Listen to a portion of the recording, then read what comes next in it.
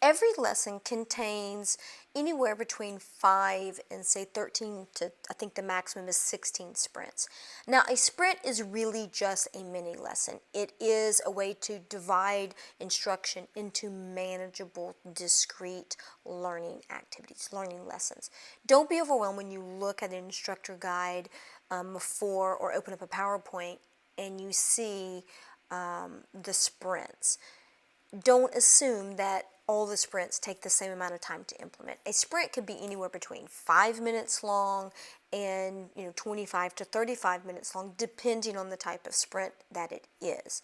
The goal of sprints is to divide instruction into something that is more manageable for the teacher and for the learner. Now, when you look at your lessons, you may choose to skip some of those sprints, or you may choose to magnify certain sprints and spend more time on them. That is certainly your choice as an instructor. What's important to keep in mind is that you have these learning packages that have already been divided for you to help you navigate how you organize your lessons.